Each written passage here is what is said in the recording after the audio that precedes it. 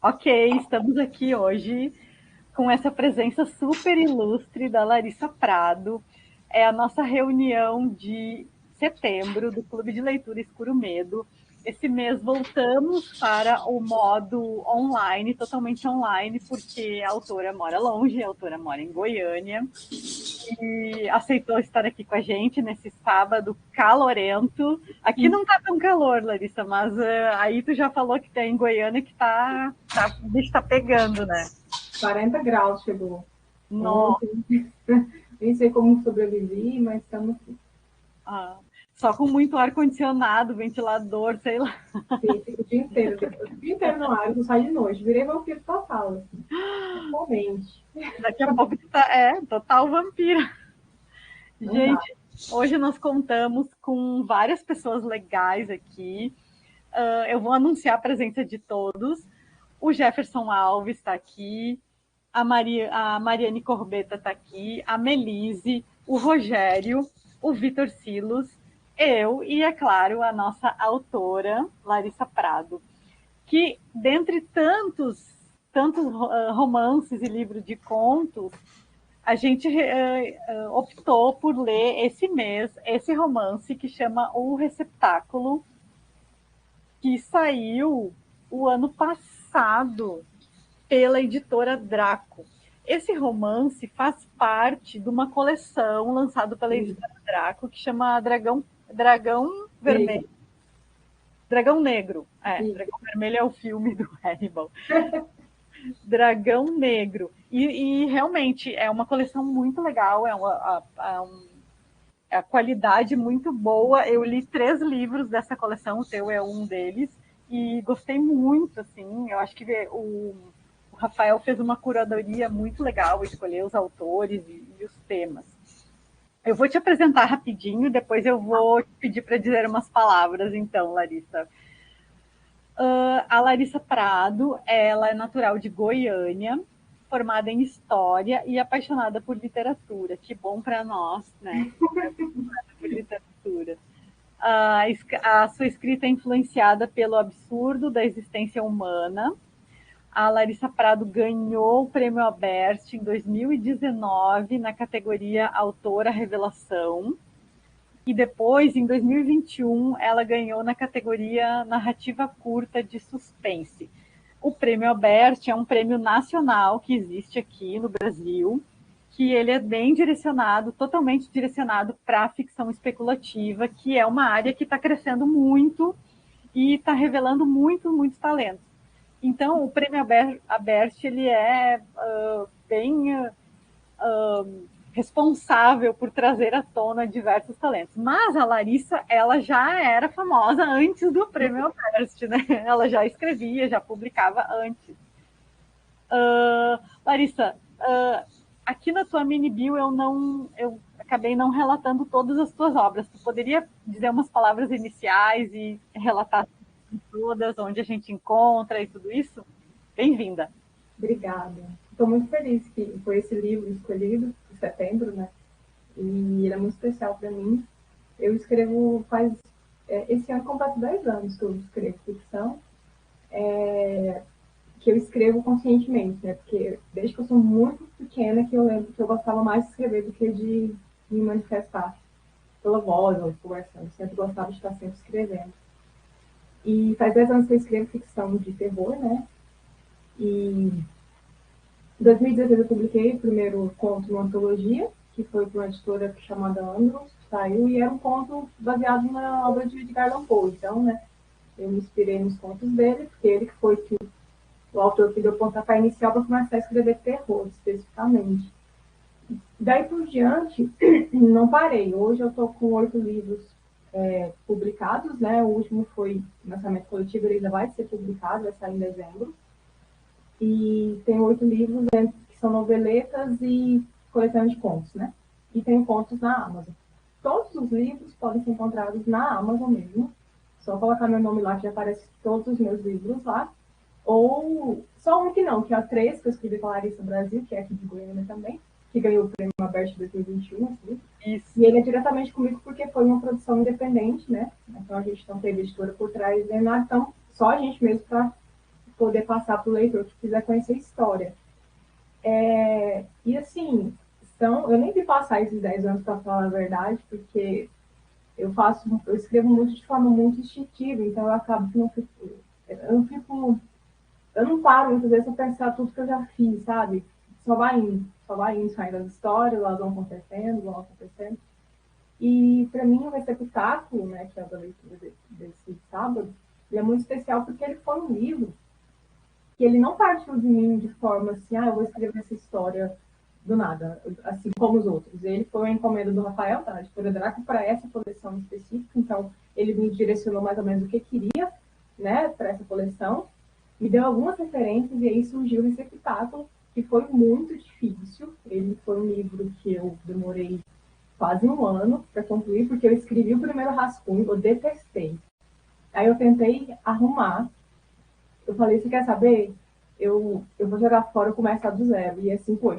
Eu joguei fora um livro todinho de 120 páginas. Falei, eu não vou arrumar isso, porque não tá dando certo. E eu joguei fora. Eu fiquei um tempo numa crise muito grande com essa história, com a personagem. Eu entendi naquele momento que é porque eu não estava sabendo conversar com a personagem. Eu não conhecia ela direito e a história, a primeira rascunho ficou muito superficial. Não passou o que eu queria. Aí eu comecei tudo de novo bravamente. Aí eu terminei em 3 meses, quando eu realmente mergulhei na cabeça da protagonista, que eu realmente, né, consegui me dedicar a ele. Então, por isso que ele é tão especial. Ele é especial porque ele foi muito complicado, foi muito traumático esse livro dele. E aí, de todos os meus livros, ele foi o que mais me deu trabalho, e por isso ele é o mais especial, porque eu detestei esse livro, aí eu quase desisti, eu coloquei o Rafael louco, porque eu falava, eu não vou mais publicar esse livro, me esquece, eu não vou te mandar esse livro, tá me dando muito trabalho, eu odiei. Ele não, porque eu mandei o primeiro texto para ele. E aí voltou, né, com as correções e tal. E eu vi que ele não estava muito satisfeito. Assim. Eu falei, Rafael, eu vou tentar aqui arrumar e te mando de novo. Quer saber? Eu joguei tudo fora, comecei de zero. E foi muito dor de cabeça, assim. E só que ele me ajudou a entender muita coisa, sabe? Me ajudou a entender muita coisa para depois. Assim. Em outras histórias eu cometi os erros que eu cometi com ele. Então é isso, é por isso que é tão especial. Eu tenho, os outros livros são o Balé das Aves Mortas, né? Que eu publiquei pela Script, que é um livro ilustrado. O Rastro da Serpente, também com script, também ilustrado, e o Terra de Lobos, que é uma coleção de contos interligados. Além desse, tem o Três com a Larissa, tem o Ruído Lunar e outros contos insólitos, que é mais um livro para, assim, literatura fantástica, assim, tem terror também, lógico. Né? Gente, eu estou esquecendo dos meus livros, acho que são esses. E Ecos de Melancolia. A gargantilha, aquele que tem a gargantilha, aquele que tem 3 contos. A Gargantilha é só. Sim, ele está na Amazon, né? Só e-book mesmo, só digital. A gente tem ele. Tem Umbra também na Amazon, também digital. E tem o Arauto da Loucura também na Amazon. Que é um livro que eu quero muito fazer ele físico um dia, porque ele é baseado no Rei de Amarelo, ele é muito especial para mim também. E, cara, e Criaturas em Branco vai sair em dezembro agora, que é o Horror Potter. Então, assim, eu tenho um dia que parar, mapear tudo que eu fiz, fazer uma lista. Porque tem participações de antologias também que eu até esqueço, assim, lá do começo, né? Quando eu comecei a publicar. As mais especiais para mim são o Novo Horror, a participação da coletânea Caís, que me convidou, justamente por causa de Sepultáculo, você já tinha lido o livro. Ele me convidou para o Novo Horror, que eu participei com um ponto de purificação lá, e Amores Fatais, que é um livro que saiu pela editora, esqueci o nome, gente, que é muito especial para mim também, que é um conto no ar, que eu gostei muito de ter escrito. Então é isso. E além disso, a Larissa Prado está junto também no projeto Encorpa, que agora a gente vai começar a enviar os livros, né, para os apoiadores e vai entrar em pré-venda também. Porque eu acho que eu e tu, por exemplo, a gente dá um match muito legal nesse negócio de horror e sexualidade da mulher e essas questões todas feministas, assim. Mas antes de eu chegar nessa parte, eu queria perguntar para ti, assim, essa tua produção, tu me parece, assim, uma autora muito produtiva, sabe? Muito prolífica, sei lá, eu sempre tem alguma novidade, alguma coisa tua. Eu sei que tem um livro teu no Prelo, nem vamos comentar esse, ou seja, já são 9, né? Tem um livro teu no prelo para sair, não sei se esse ano ou ano que vem, que é um romance também. Não vou dar spoiler, mas eu já sei que o tema é super interessante. E aí eu queria aproveitar para te perguntar isso. Duas perguntas em uma, tá? Tanto tu é bastante produtiva no romance, mas também nos contos.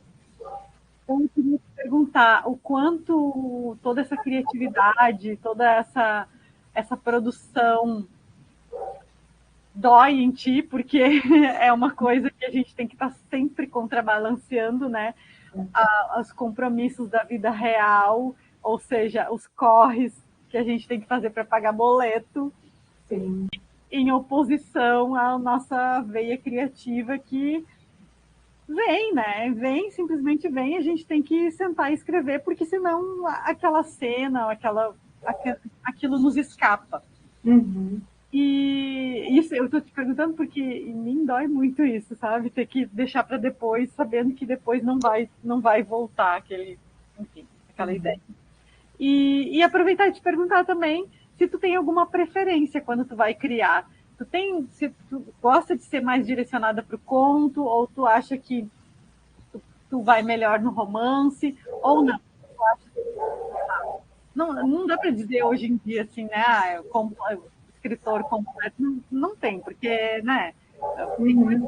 Tem várias diversas formas de expressão.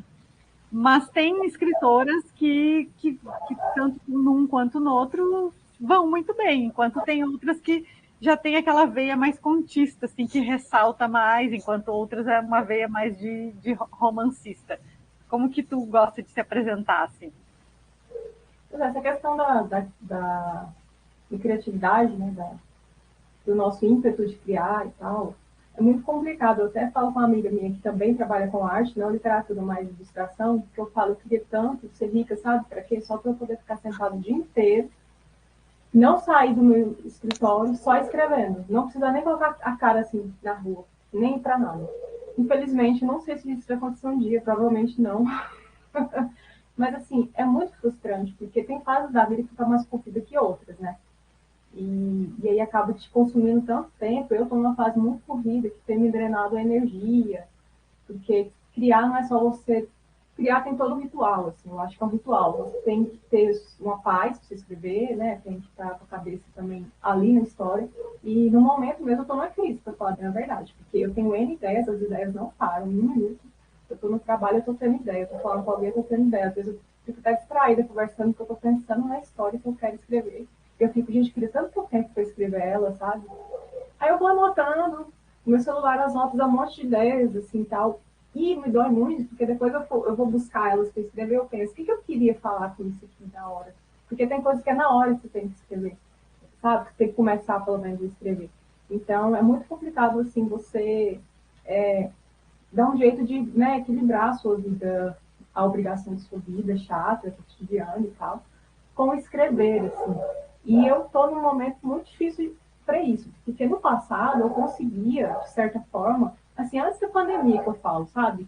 Porque hoje em dia, depois da pandemia, eu fiquei muito indisciplinada, eu sempre fui muito disciplinada. E eu acredito que para você criar, Ica, você precisa ter disciplina, não adianta. Porque tudo vai virar motivo para você não escrever. Tudo. Ah, eu tô muito cansado, não vou escrever daqui do... Sabe? É uma autossabotagem constante. Assim, e eu não tinha isso antes, por isso que eu produzia tanto antes. Porque eu lembro que antes eu estudava, trabalhava, e mesmo assim eu estava escrevendo, nem que fosse ali no celular. Eu já escrevi contos inteiros, só na notas, e depois eu jogava no Word e terminava, assim, sabe? Pegava meu bloco de notas e escrevendo, não importa onde eu estava. Tinha um minutos do trabalho eu escrevia, sabe? Então, hoje em dia eu fico assim, ai, chegar em casa eu escrevo, eu fico me dando desculpas, assim, para fazer algo que eu tanto gosto. E eu entendi que é a disciplina que está me faltando. E eu acho que para qualquer artista, você tem que ter disciplina para, né, começar e ter na cabeça que você tem que terminar isso. Assim. E para nós, ainda mais para nós que a gente, assim, honestamente, financeiramente, a gente não tem estímulo para fazer isso. Então, é pela paixão mesmo e porque a gente precisa disso, né? Eu só escrevo porque eu sou apaixonada por isso e é a minha forma de terapia mais barata, assim, porque é o que me satisfaz, sabe? É o que me enche, assim, para eu aguentar justamente esse dia a dia. E eu fico mais tranquila porque ideias eu sempre estou tendo, a todo momento. Eu sei que uma hora elas vão eu vou conseguir escrever elas, porque elas nunca acabam, assim, sempre estou tendo ideia. Eu costumo brincar que eu tenho uma mente de criança, assim, porque qualquer coisa que acontece eu vou levar para outro um nível de imaginação muito maior do que realmente é. Qualquer conversa que eu tenha, qualquer contato que eu tenha, eu penso, nossa, isso aqui daria uma boa história. Isso que a minha amiga está me contando daria uma boa história, por mais triste que seja, sabe? Então, assim, é muito complicado. Eu não tenho uma receita para te falar assim, ah, você deve fazer isso, que aí você consegue vencer o bloqueio, ou aí você consegue arranjar tempo. Porque como que faz? Cada pessoa tem um ritmo, né, de vida. E o meu hoje, realmente, eu estou em crise, realmente, assim, porque eu tenho N ideias para fazer. Eu já até fiz uma escaleta, assim, de um romance que eu quero escrever. Já tem todas as cenas que eu quero fazer. Quem disse que eu consigo sentar para escrever? É. Porque eu também é um desafio. Algumas histórias são tão desafiadoras que você fica procrastinando e auto-sabotando você, sabe? Você fica assim, não, eu vou deixar para escrever depois, porque eu sei que vai ser difícil, então eu vou deixar o que é difícil mais para frente. E já, né, ligando para a segunda pergunta, eu sempre me considerei um contista. Sempre. Eu adoro histórias rápidas. Eu funciono muito bem em histórias rápidas e elas saem muito mais naturalmente. Assim. Quando eu vou realmente planejar um romance, escrever essa história, eu sempre sofro. Receptáculo eu sofri. Todo romance que eu vou escrever eu sofro. Porque eu sou uma pessoa que eu gosto de, sabe, de movimento, mas eu gosto de finais mais rápidos, assim, eu gosto de um efeito mais rápido na história, assim, sabe, de já então, e principalmente no terror, eu sinto muito isso, que às vezes, quando a história é muito longa, eu vou me perdendo o efeito do terror, dependendo da história, no meio do caminho. Parece que vai ficando. Sabe a piada que é muito longa, que nunca termina? O cômico dela vai acabando no processo. Tem história que eu senti muito isso, que eu falei, vou escrever um romance aqui, e se tornou um conto, sabe? Eu realmente não fiz daquilo romance. E para romance eu sou aquela que eu sento e me planejo todo dia. É por isso que eu demoro mais. Eu vou planejar tudo certinho, eu fico morrendo, sofrendo, pensando, gente, não vai dar certo. Aí eu volto, muito perfeccionismo também, sabe? Então eu gosto de falar que eu sou contista, mas eu sou romancista de informação. Um dia eu consigo escrever um romance sem sofrer tanto, de forma mais prazerosa, como eu faço com os contos. Contos, eu escrevo contos numa facilidade tão grande, que é por isso que eu tenho tantos contos, sabe? Porque para mim é muito natural, sabe? Muito rápido. Eu já tenho uma ideia na minha cabeça do início ao fim, e ponto. Romance não, eu vou mudando, sabe? Eu vou mudando de ideia, eu vou mudando. Então, assim, para mim sempre foi mais difícil, sabe? Mas o receptáculo é uma prova de que eu consigo escrever histórias maiores, sabe? E eu tenho essa na gaveta, já tem toda planejada, só que com covardia eu fico adiando. Eu fico assim, ai, vai dar tanto trabalho, deixa para depois, eu vou escrever um conto, porque eu distraio. Aí eu vou pegar e pensar, deixa para depois, eu escrevo outro conto, sabe? Então vai indo assim. Eu já vi a Verena falar isso também, sabia? É, Ela fala, nossa, o conto é muito mais tranquilo. Porque às vezes é a vibe da pessoa, né? Às vezes é. E eu concordo contigo. Um romance, ele. O conto, na verdade, é claro que o conto tem que ter aquele efeito, né? Para ele sim, realmente, sei lá, seduzir o leitor, captar, enfim. Mas o romance, ele, até pelo tamanho, né? O romance, sim. ele exige assim mais fôlego, né? Mais empenho, mais uma arquitetura, né? É. O Rogério tem uma pergunta, por favor. Boa tarde para todo mundo. Boa tarde. É, eu gostei muito do livro, Larissa, inclusive porque os capítulos são curtos. Eu acho que é uma maneira de integrar essa história do conto, né? Você falou Uhum. que é muito influenciada inicialmente por Edgar Allan Poe, né? E é claro que os contos têm que ter uma conexão para formar um romance, mas eu acho que você fez isso muito bem, sabe? A gente vai vendo a situação da personagem principal, depois os secundários, aí tem um flashback, tem as memórias, aí volta, né? Eu achei que ficou muito bem amarrado dessa maneira, ainda mais para os contos serem curtos, né? Claro, não sei se eu estou forçando, porque eu também sou da área de história, é, essa questão dessa paixão por contar, que é uma coisa, eu não sei você, né, mas quem está fora da área de história acha que a gente está lá só para ver dados, né, e esquece que, além disso, acho que o principal ainda é a narrativa. Né, Narrativa. o que cativa a gente, as formas de narrar, como é que elas são interpretadas, reinterpretadas, como elas mudam. Quer dizer, a história é a mesma, mas não é a mesma porque ela está sempre sendo recontada, né? Um novo ponto de vista, um novo documento. Eu não sei se isso influencia também você nessa paixão por narrar, portanto, por escutar informações e essa ânsia de guardar na memória sei lá, leva um gravador junto, ou um bloquinho de notas, ou como você falou, um celular e vai dando conta para depois fazer uma bricolagem aí. Bom, eu tenho outras coisas, mas só o inicial é isso aí. Então, eu lembro que quando eu fazia meu curso de História, né, curso superior, eu sentia muito falta, dentro da história mesmo, dessa liberdade criativa, né? Porque, enfim, história, você não pode inventar as coisas da sua cabeça, né? Tem narrativas, fatos que, né, contam ali uma história, dependendo do ponto de vista, e eu me sentia muito, assim, falta de ter uma liberdade criativa dentro da narrativa, mesmo que histórica, né? Eu lembro muito na época de fazer faculdade que eu criava personagens assim, quando eu via uma temática que me interessava muito, sabe? Nossa, imagine uma mulher, sei lá, no campo de concentração nazista que conseguiu de alguma forma tacar fogo em todo mundo e, sei lá, imagine se isso acontecesse, sabe? Então, determinados fatos históricos, que óbvio não aconteceram, eu ficava pensando, e se tivesse acontecido? Porque essa partícula do e se, que é o nosso grande fogo, né, do escritor, assim, para ele criar histórias. Então, ali, mas quando eu entrei na faculdade, eu já escrevia, né, assim, já falava algumas coisas, não no terror, mas escrevia situações e tal, e ali, realmente, essa paixão pela narrativa, ela foi crescendo. Foi crescendo porque, querendo ou não, o que eu vi ali me estimulava muito, sabe? A história em si, ela é muito fantástica, assim, tem muitos detalhes e fatos que te levam a imaginar várias coisas. E se não tivesse acontecido isso, se tivesse acontecido aquilo, se alguém tivesse feito isso, então, histórias alternativas, né? Então, foi um pontapé muito importante para mim. Essa época foi a época que eu escrevi muito, de 2012, 2013, né? Eu escrevi contos, mas eram contos, assim, dramáticos. Eu considero, assim, contos que não eram, né, classificados como terror. O terror foi bem depois. Com certeza tem tudo a ver, assim. Não adianta, eu sou uma pessoa de humanas. Que eu lembro que antes de decidir de história, eu fiz um pouco de jornalismo, aí eu mudei para geografia. Aí eu mudei para história e ali eu fiquei. E ali eu falei, não, aqui eu vou ficar porque eu tenho que terminar um curso. Não é possível que eu vou ficar fazendo todos ao mesmo tempo. Mas sempre ali nessa área entendeu? Da narrativa. Só geografia que não, porque eu não sei o que estava na cabeça que eu fui, mas jornalismo e história foi por uma questão realmente de narrativa, de ser apaixonada por leitura, de ser apaixonada por criar narrativas e tal. Então é isso. E como os meus cachorros estão atrapalhando, não, né? A gente está ouvindo, mas tá tudo bem. Eu falo canil. São Alguém quer fazer alguma pergunta?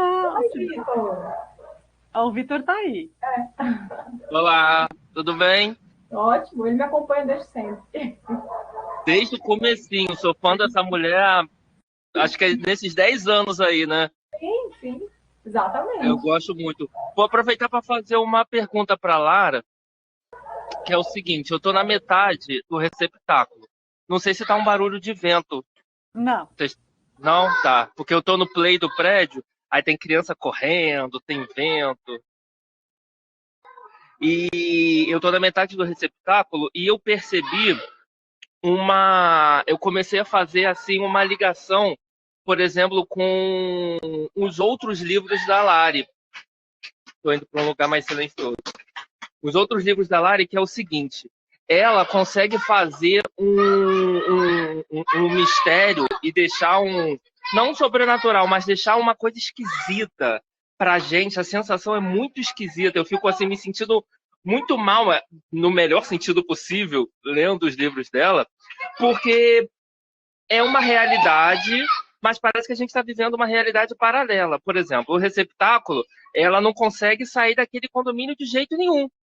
E o Sirius, por exemplo, estava naquele hotel que era um hotel super esquisito. Eu lembro que o personagem via aquela esquisitice e ninguém percebia, só ele.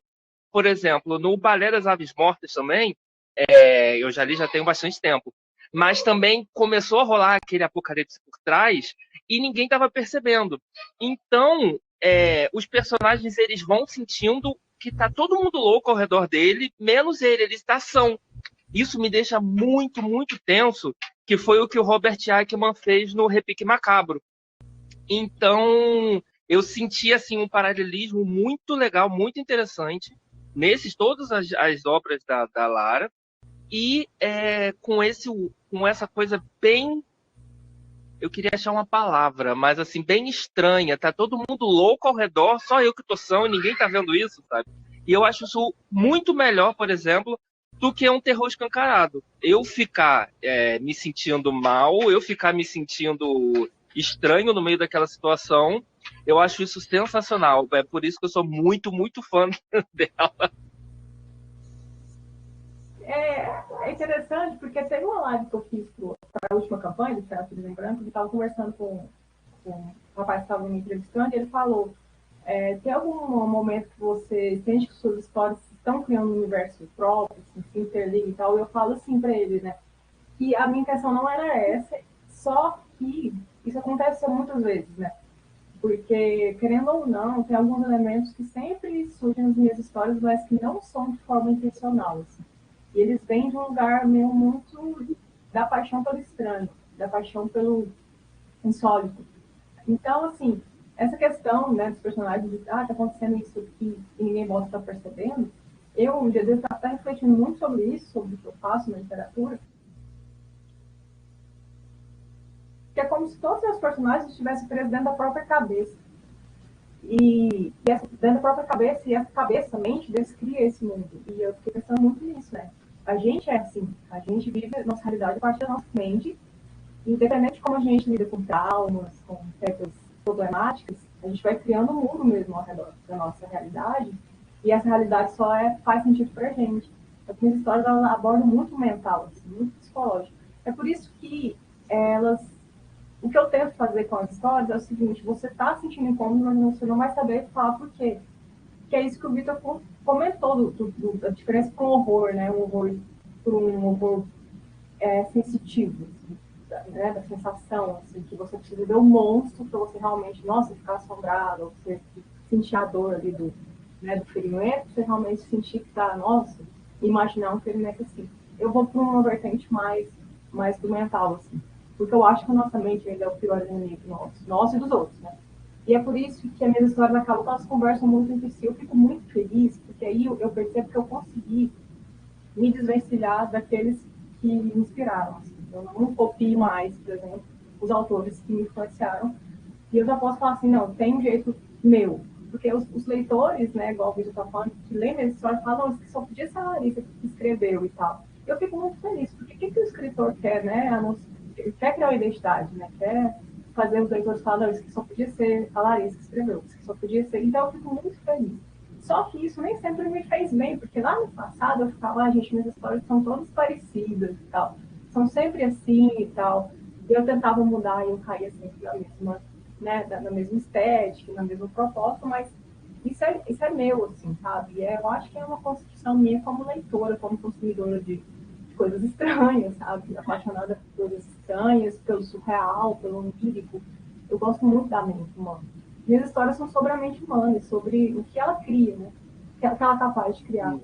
Então, receptáculo é muito isso, assim, a gente está dentro da mente dela e quando você percebe isso, que aquilo lá é a cabeça dela, você acaba que... Você terminou de ler, Vitor? Senão você leva spoiler. Terminou de ler? Não, o Receptáculo eu tô na metade. Eu comecei ontem, mas eu já tô na metade. Eu passei o dia todo lendo, mas eu não consigo terminar, porque outras coisas assim para fazer que obrigam a gente a parar de ler, né? Aí, mas o que você comentou que você estava com medo dos seus livros serem parecidos. Eu acho que isso no início, né, quando você estava com essa mentalidade, eu acho que não. Que bom que você mudou esse pensamento, porque os seus livros, eles seguem assim, você tem o seu estilo.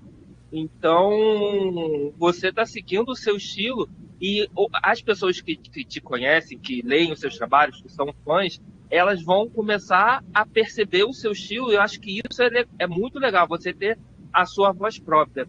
É por isso que eu acho que você está muito de parabéns, porque quem quem lê tanto lá o Balé das Aves Mortas, quem lê o Sirius, eu estou apaixonado pelo Sirius também, quem lê o Receptáculo vai ver a sua voz. Porque no conto fica um pouco difícil, por ser uma história curta, muitas vezes você não consegue perceber aquela pessoa. Mas no romance fica muito claro a sua voz, a sua linha e a sua personalidade dentro dos livros dos romances que você faz. Não estou falando mal dos contos, de jeito nenhum, sou apaixonado. Mas tanto é que o seu livro preferido, para mim, é o de contos. É o dos lobos e aquele primeiro da... O que agora é o Criaturas em Branco. Horror Cósmico? Isso. Sei, É um dos meus preferidos, junto com o Cid. Mas eu sou muito fã. Vou ficar aqui rasgando seda, não. Obrigada mesmo. Eu concordo, viu, Vitor? Que não, eu acho que a Larissa é super versátil dentro dos temas.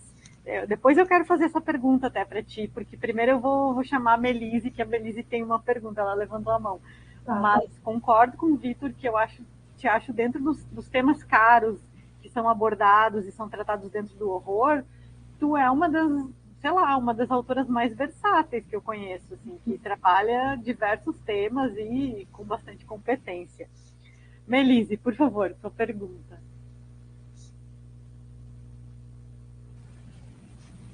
Oi. Eu tenho algumas leituras da Larissa também.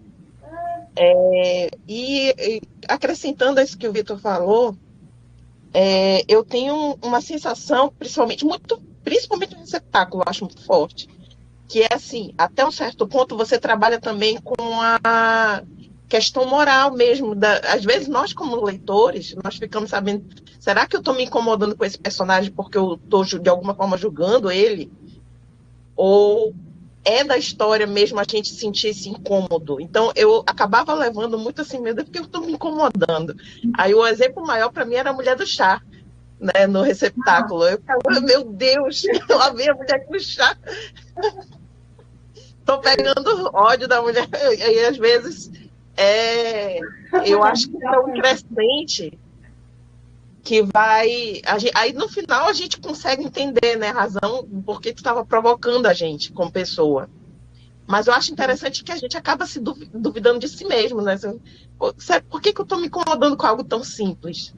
Né? Algo que supostamente gentil. Então, assim, não é bem uma pergunta, é mais um comentário, acrescentando o que ele falou, né? De algo que eu sinto também, né, não só nesse texto, mas é justamente que trabalha um pouco com o julgamento do próprio leitor sobre si, né? Tipo, eu estou me incomodando com aquilo, por quê?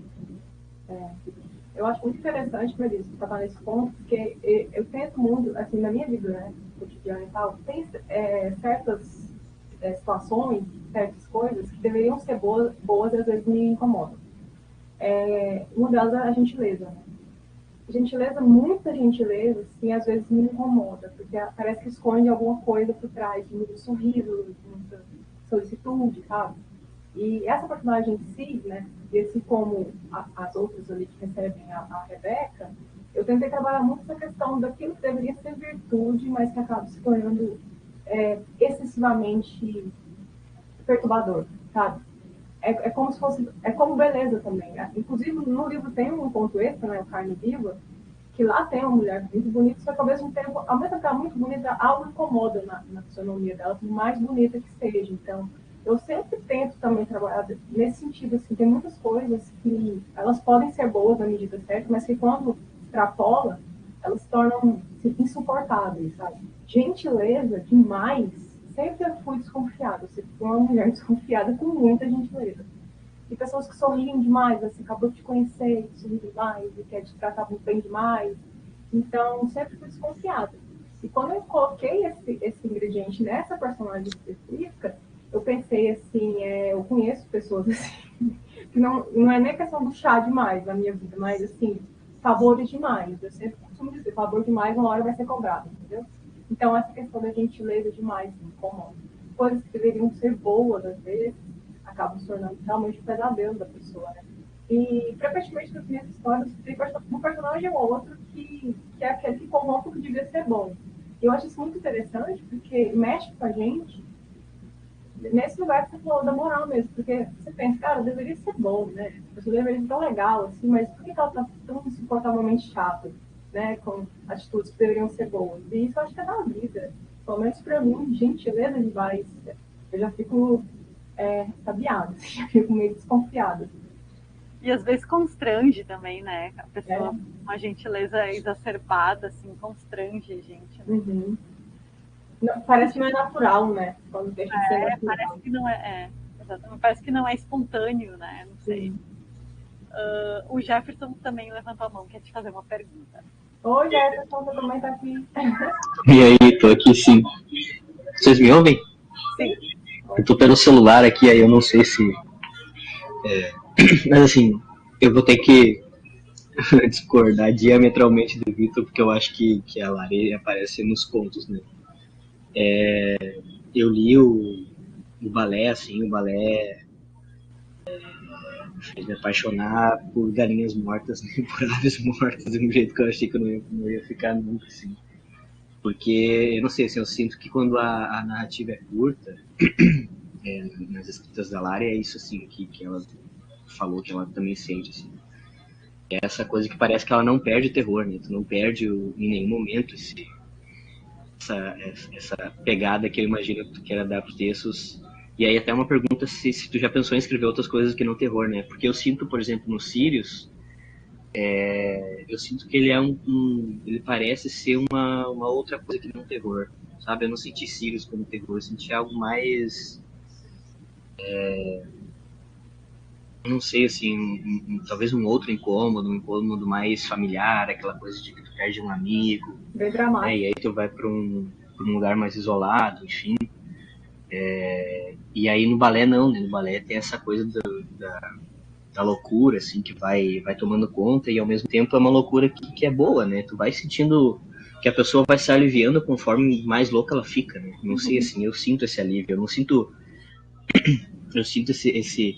esse terror para quem tá convivendo com os personagens, né? Para mim é muito agradável ir lendo o texto, então a minha pergunta é mais nesse sentido, assim, se tu sente essas vontades de repente, sei lá, botar um romance no meio de um terror, botar alguma coisa mais tranquila, menos violenta, não sei, em algo que seja muito violento, porque eu percebo que tem muito disso na tua escrita, né?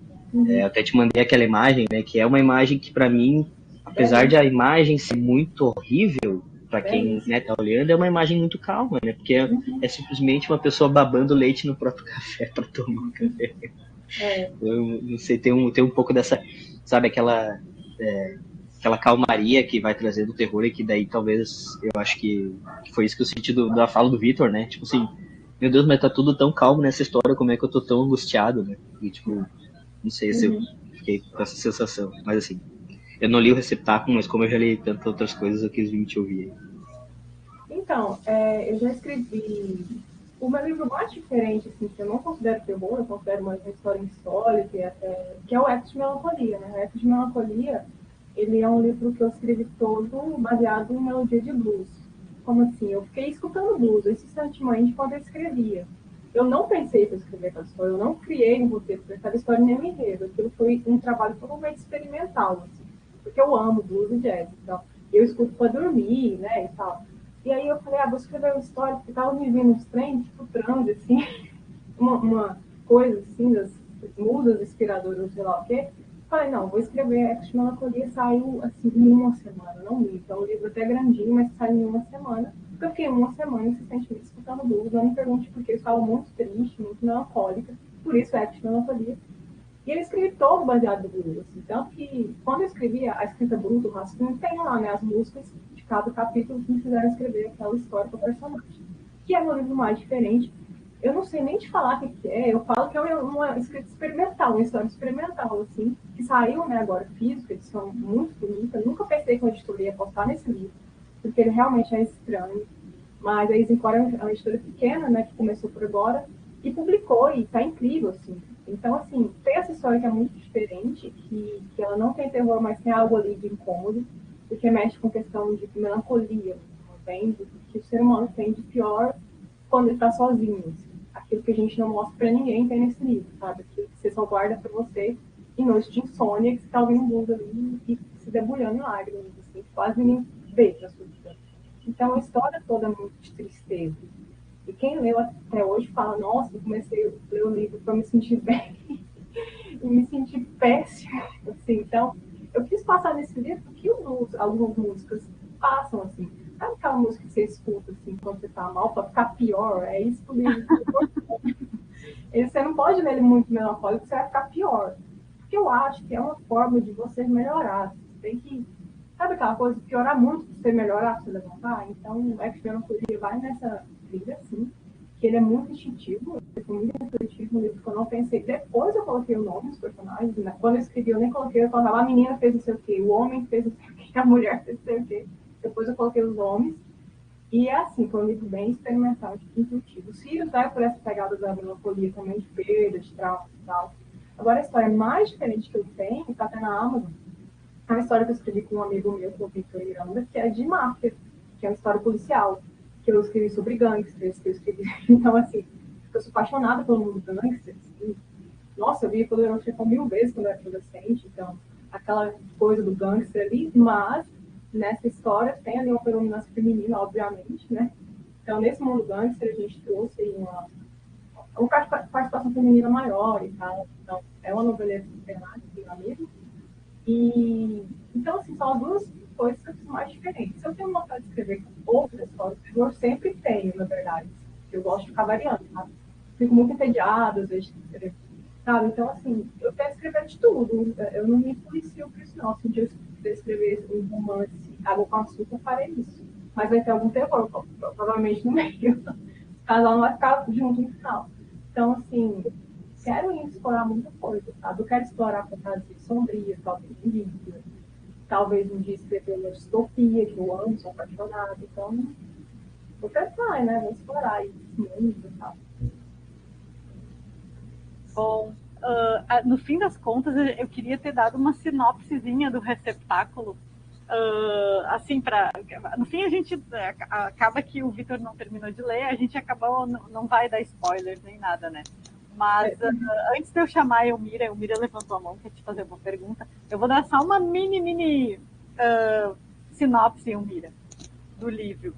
É uma história que se passa, a personagem principal se chama Rebeca, e a Rebeca se muda para um condomínio em que ela não entende muito bem o que está acontecendo lá. A Rebeca, ela é mãe solteira, ela tem um filho que se muda para lá junto com ela, e no primeiro dia ela já enxerga coisas estranhas, assim, tipo, acho que isso dá para contar, né? No primeiro dia a vizinha na frente dela se mata,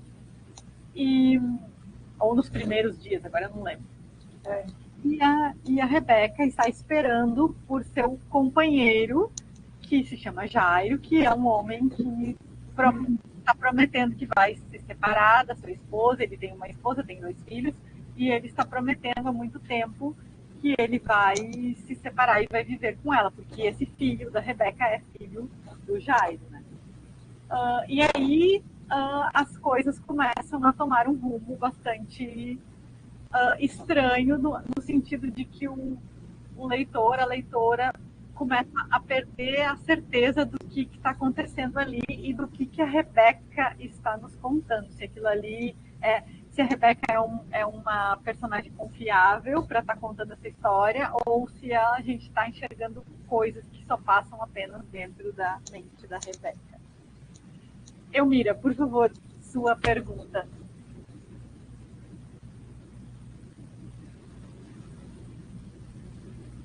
Eu acho que tá sem som. Talvez permitir o microfone. Não. Ela tem que ligar o microfone na hora que entra. Na hora que ela entra tem 2, o microfone e só o áudio. E o áudio. Pode voltar lá, tá lá no áudio, clica no áudio, no negocinho de áudio aí. Ou desconecta o teu fone, Elmira, E aí faz a pergunta e depois conecta de novo, porque eu acho que há muito barulho. Ela está tentando conectar. Mas enquanto ela está... vamos ver se ela... Rogério, enquanto ela está reconectando, Rogério, por favor. Oi, Larissa, aquela pergunta muito básica, né?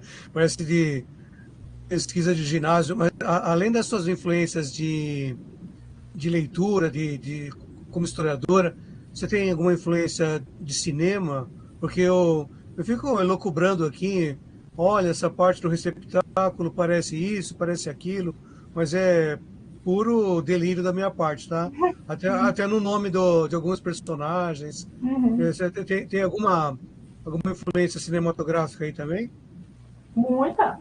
Sabe por que tem muita? Porque quando me foi encomendada a história, a única exigência, se vamos dizer assim, a única referência que o Rafael me falou é: inspire-se em filmes do pós-horror, ou seja, inspire-se nessa última safra de filmes de terror, tipo Hereditário, Midsommar, quais outros que tem? Corra, Nós, sabe? Então, tipo, só Ou, esse tipo de referência, né, que ele me passou, assim. ou alguns mais antigos, né? Também, Aí não? que entra. O que aconteceu? Como eu sou Hum. apaixonada pelo cinema antigo, Ah, lógico que eu gosto da produção nova, gosto, tem muita coisa boa, mas, gente, eu sou muito arcaica, assim. Eu sou de ficar revendo Hitchcock, ficar revendo, sabe, filmes antigos. Como eu sou dessas, assim, lógico que eu fui pelo que ele pediu e tal, mas, inegavelmente, ali tem o Bebê de Rosemary, assim, porque é o meu filme predileto e depois se tornou meu livro, né, depois eu li o livro e tal. por isso do chazinho que a Rose Sim, toda hora vai levar. é uma grande O maldito chazinho. isso. Foi uma grande referência para mim, assim, ele. E, de uma forma geral, o cinema sempre me influenciou. Sempre. Porque eu comecei a me interessar por terror, sem brincadeira, quando eu era criança, que eu assistia Exorcista e não dormi. E, assim, e quando eu era criança, eu não tinha medo, assim, eu era aquelas crianças, não tenho medo e assistia escondido, né? Porque eu sou a mais nova de 3 irmãos, e eles faziam as coisas e eu fazia junto, eu ficava junto. Então eu via cena agressiva junto com eles, eu jogava jogo violento com eles, mas aquilo não me assustava. Assustava depois, quando eu ia dormir sozinha e tal, eu ficava com aquela cena da menina descendo na escada, na minha cabeça, e vomitando verde, e aquilo eu achei fascinante, assim, quando eu assisti o Exorcista, porque ele realmente me deu medo depois, sabe? E assim, Exorcista também é uma referência para a história, e o cinema em si sempre foi. Até quando eu vou estruturar um romance, eu meio que vou mais para um lado meio que roteirizado para o filme. Assim, porque receptáculo foi assim, né? Eu roteirizei cena por cena, capítulo por capítulo, e daria até para ser adaptado para um filme, porque ele é muito visual. O que eu gosto do cinema, o que eu tento usar para a minha história, é como que eu deixaria isso o mais visual possível, sem muitas palavras, sem escrever tanto. O cinema me ajuda com isso. Porque quando você vai ler roteiro, né, quando você vai ler histórias que foram adaptadas para cinema, você percebe ali que os autores eles economizam muito em descrição, assim, sabe? Eles conseguem narrar de um jeito muito visual, que eu tento fazer com os seus livros. Então, eu gosto de parágrafos muito inchados, que descrevam muito, que te entregam muito. Assim, olha, esse aqui é marrom e está do lado esquerdo daqui. Tá. Não, eu gosto de levar o leitor de uma forma mais natural a pensar nisso. E é muito complicado, porque às vezes tem coisa que eu acho que funciona para mim como leitora, que eu não sei se funciona para os outros, assim, mas eu acabo que até hoje as pessoas que leem os meus livros não são respeitadas como os outros, sempre falam assim, nossa, dá para ser um filme. Todo livro que eu escrevo, as pessoas chegam e me falam, dá para ser um livro, ou um filme, um livro, ou um filme. O Rastro da Serpente segue muito isso, né? O Rastro da Serpente é um livro sobre possessão, e quando leram também falaram, nossa, dava para ser um filme. Eu fico feliz, eu não fico achando que é desmerecimento, não, porque eu gosto muito de cinema, assim, porque foi o que eu comecei a consumir muito cedo, né? Antes de ler, eu estava ali assistindo filmes, e me ajuda muito a criar ambientação, essa noção de espaço, o que eu quero mostrar. Então, com certeza, cinema, sim, sempre foi minha inspiração número 1, antes mesmo dos livros, sabe? Agora sim, eu acho que a Miriam pode fazer a pergunta. Acho que agora Vocês estão me escutando? Agora Certo. Então, oi, boa noite, colegas. Boa noite, Larissa. Boa noite. O receptáculo foi meu primeiro contato. Eu nunca tinha lido nada teu. E aí, quando eu estava na metade do receptáculo, eu comprei Criaturas em Branco. Ai, que bom. Porque gostei muito, né? E aí foi bem como outro colega comentou aqui, que ele disse que leu, pegou uma parte, né, para ler e acabou chegando na metade do livro. Comigo também foi assim, eu comecei, sei lá, li o capítulo 1, aí depois foi, não, vou ler mais um pedacinho, vou ler aqui 20 minutos, de repente tinha terminado o livro, nem senti passar. E aí, uma das coisas que eu mais gostei foi isso que tu comentou, assim, de você é uma autora que você não duvida da nossa inteligência, você não duvida da nossa imaginação. É muito legal, as coisas começam aqui no livro, mas elas vão e explodem na nossa cabeça. Mas o que eu queria comentar mesmo, eu acabei perdendo aí o fio do raciocínio, mas é sobre a gentileza da Rose, não é isso? Da moça Isso. E acho que era a Melisse, né, que estava contando que tinha ficado com raiva dela e tal.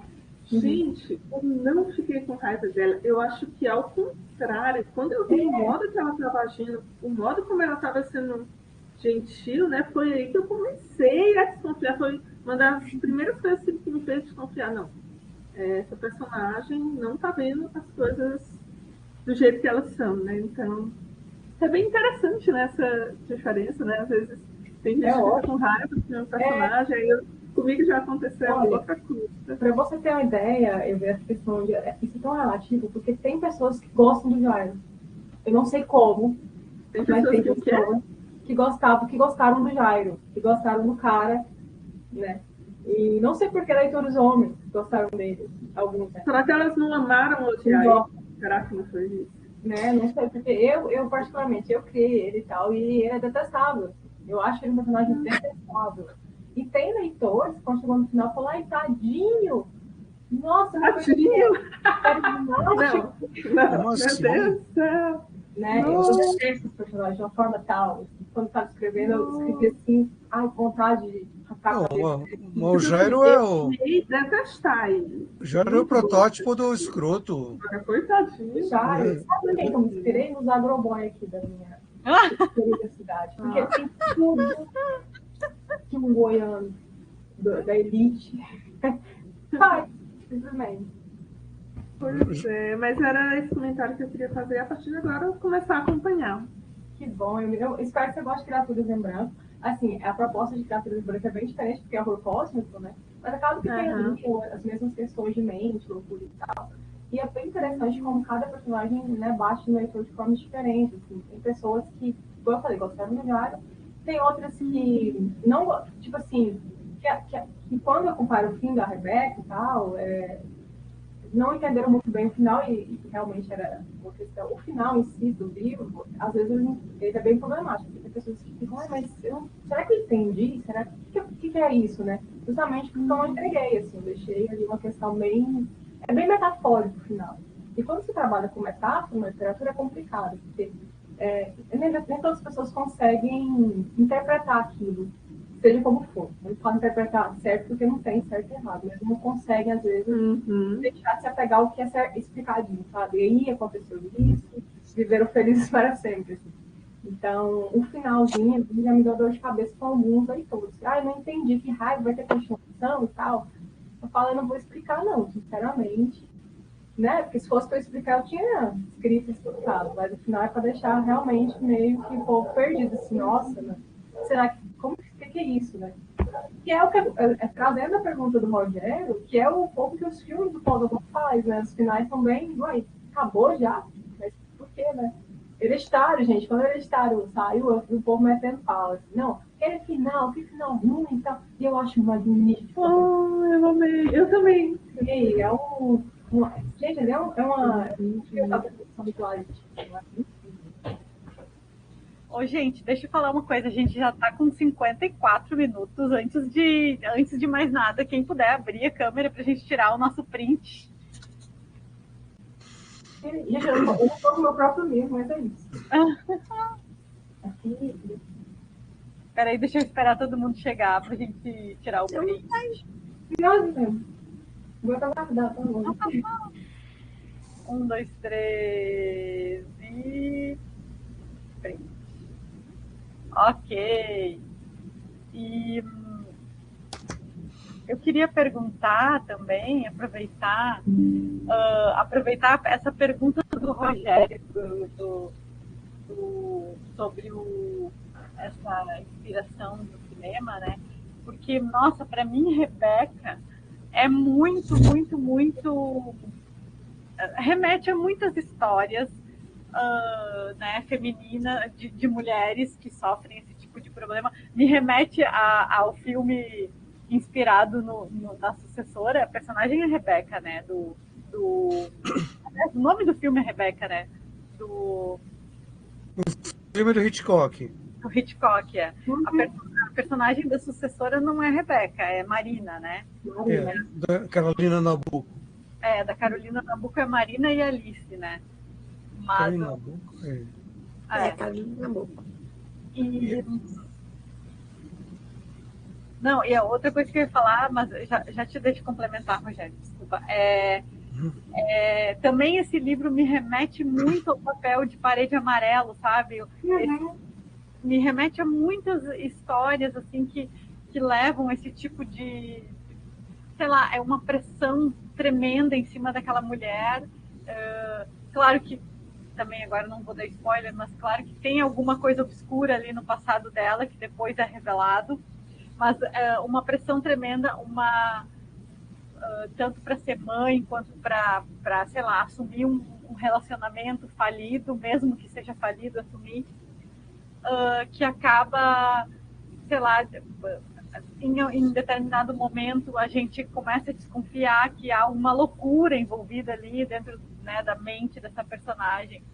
Então, eu acho que esse livro me remete a muitos outros, assim, de histórias que se repetem, e eu acho que tu mandou muito bem. Assim. Rogério, por favor, me complemente agora que eu te contei.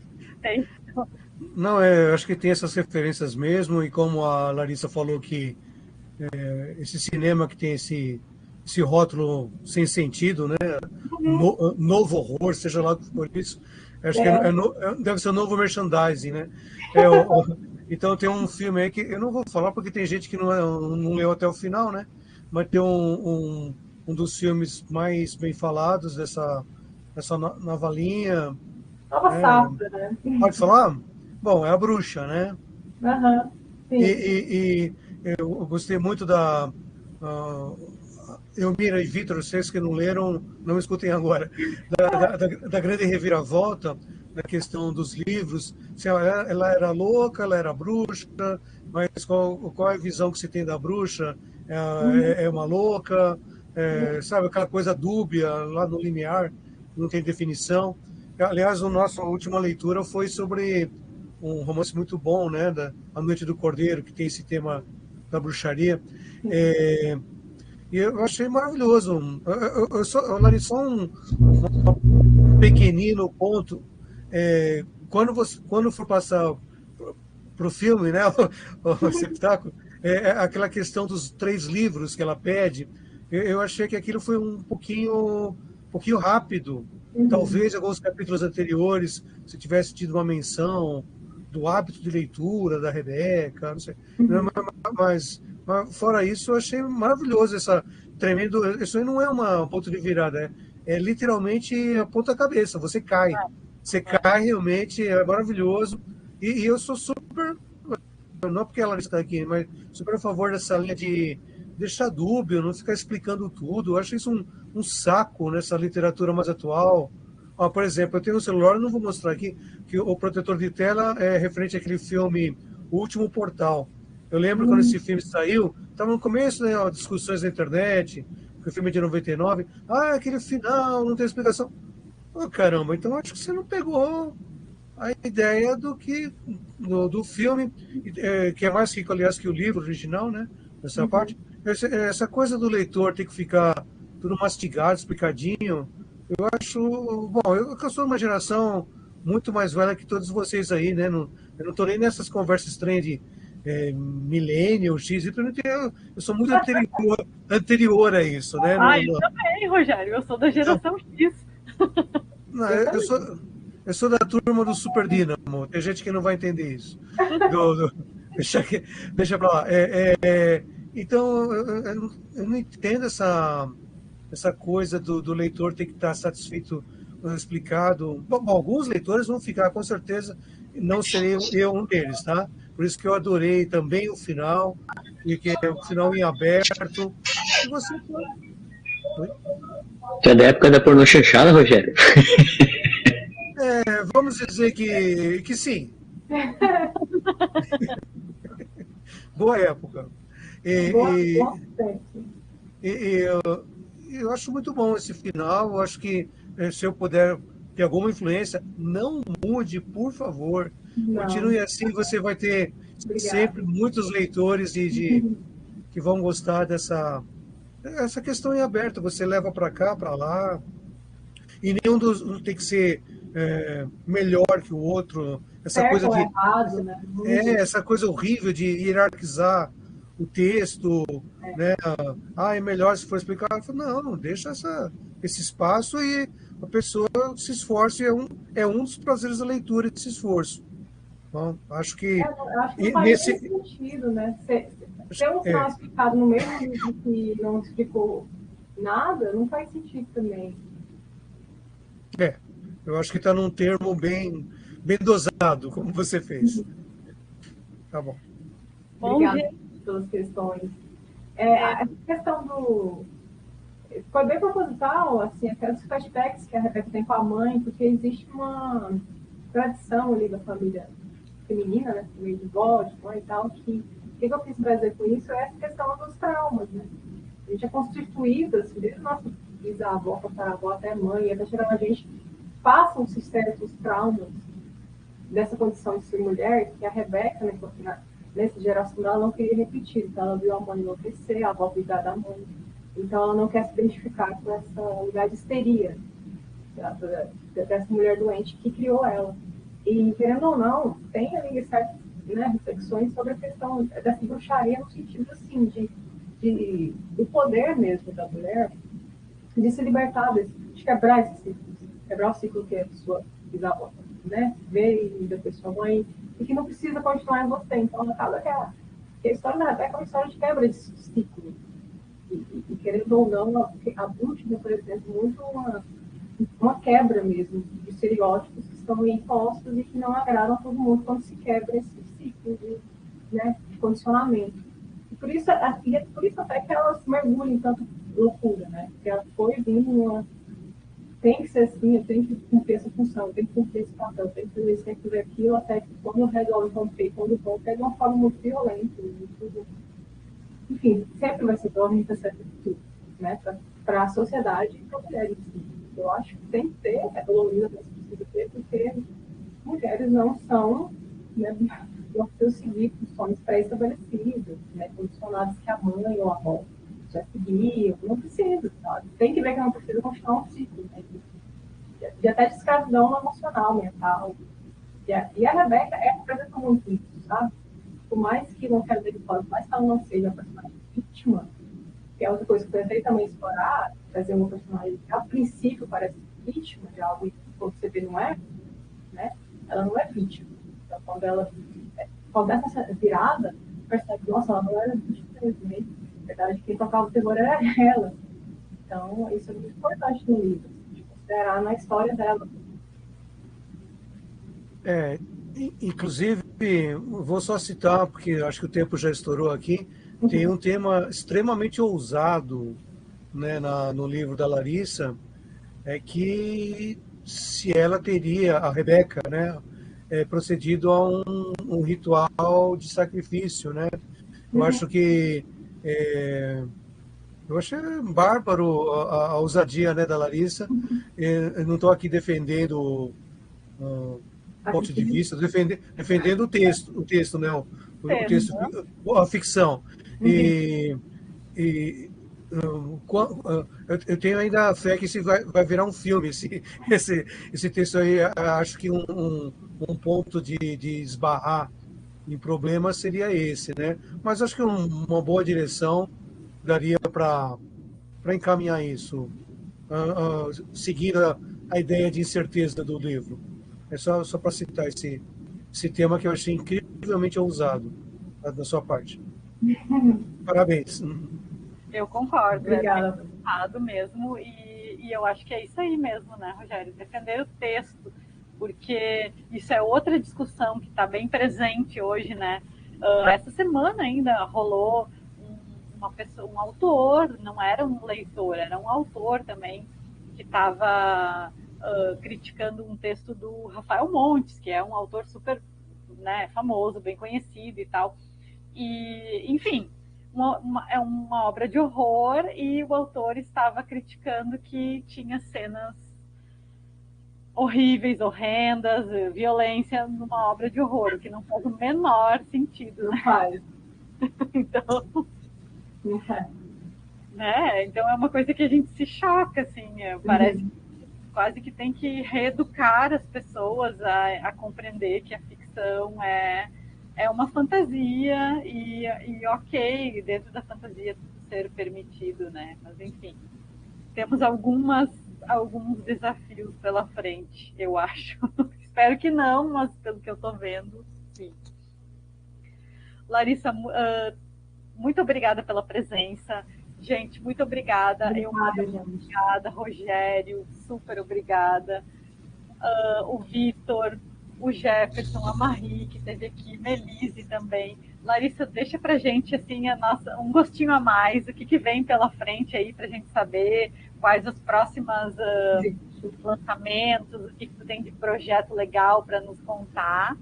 E antes de finalizar, eu quero convidar a todos para a nossa próxima reunião do clube. Eu não sei bem o dia, mas é o último sábado de outubro. Nós mudamos o cronograma, porque eu vou estar viajando, dessa vez sou eu que vou ter um problema, não vou conseguir ler Poderes das Trevas, que é um livro enorme, eu não vou conseguir ler em outubro. Ele é maravilhoso, já li. Então vem para a nossa discussão. A gente Eu posso sim, posso ler sim. Ele é maravilhoso. Traz algumas questões. Tá, porque a gente mudou por isso, né? Porque eu não vou poder, estou cheio de compromisso agora em outubro, mas a gente vai ler a autora amazonense Aritana Tibira Shaolin. Eu estou colando aqui porque eu ainda não decorei o nome dela. E ela tem um livro de contos que ela lançou na Amazon que chama Dejetos. Então, já estão todos convidados. Larissa, por favor, palavras suas, são suas agora. Queria agradecer que vocês pegaram, leram. Quem leu só Receptáculo Armira veio, os outros também, que tem muita coisa bacana, eu vou deixar parte. Assim. Então, para o próximo ano, eu deixei coisas desse ano para o próximo, esse foi muita coisa, eu lancei Action Melancolia, lancei Criatura de Branco agora com Catarse, lancei umas coisas na Amazon. Então, no ano que vem, o que vai ter? Vai ter um livro pelo Grifo, né, que a gente adiou para o ano que vem, que está, assim, a temática é vampiros, nunca escrevi sobre vampiros, aí ele quer uma que vai prefaciar para o livro, então ela vai ter acesso já exclusivo, então é sobre vampiros, é uma noveleta aí, um romance, né, e bem interessante também, bem diferente. Eu pretendo fazer o Arauto da Loucura físico, talvez, não sei se o Catarse, não sei como vai ser, que também está na Amazon, então se quiser lá conferir, ainda está lá, né, quando for para o físico vai ter alguma operação de edição e tal, e eu sou apaixonada nesse livro, que é inspirado no Rei de Amarelo, que mergulhei na mente de um escritor que vai enlouquecendo de acordo com suas criações. Tá? Converso muito com quem escreve acho que vai se identificar. E, então, tem esses dois livros que eu estou trabalhando. A gente está aí fazendo outros projetos também, inclusive eu falei que a gente está aí, né, confabulando umas coisas muito legais, virais. E, fora isso, eu estou trabalhando com o HQ, História e Quadrinhos do Planeta, estou escrevendo a história, né, para quadrinho, que é uma história que vai ser baseada em Balada das Mortes, com expansão do universo. Eu espero que a gente termine, já está 3 anos fazendo isso. E é muito difícil criar uma história quadrinho. Eu nunca fiz, né? Então, a primeira vez é complicado de entender o processo. Então, por enquanto, é isso. Todo ano eu falo com eles tanto, não para de ver coisas, de repente. Então, ano que vem tem um monte de coisa. E quem quiser meus livros, tem na Amazon, todos. Mas, se quiser, eu tenho comigo alguns, se quiser alguns dedicatórios, pode falar comigo no Instagram, que é o LRSPRD, que é quase uma sigla. Só me seguir lá, chama na DM, que aí a gente conversa, se tiver um livro autografado e tal, se eu tiver comigo, eu não. Então é isso, pessoal. Obrigada por as perguntas e observações. É sempre muito bom falar que a gente queria poder fazer isso mais. Então é isso. Obrigadão, e todo mundo também, tá? Nós que agradecemos. Ano que vem queremos te ter aqui de novo. Vamos ter outro livro teu para ler, com certeza, para te chamar de novo. O Rogério deixou aqui. Eu vou deixar também no link desse vídeo o link que o Rogério mandou aqui, que é os links da Amazon para adquirir o livro da Larissa. Vou deixar também a sua arroba do Instagram para todo mundo te lá e entrar em contato com Eu coloquei também alguns livros da Larissa no Scooby, mas tem só tem uns 30 só. E não esqueçam, quem leu e gostou, vai lá e dá uma nota boa e faça um comentário, que isso ajuda muito os autores independentes. Certo, gente? Obrigada, gente. Bom sábado. Obrigada, como sempre, foi maravilhoso. Depois eu vou parar de gravar, vou subir lá no YouTube e mando para vocês todos. Ok. Um beijo enorme. Obrigada.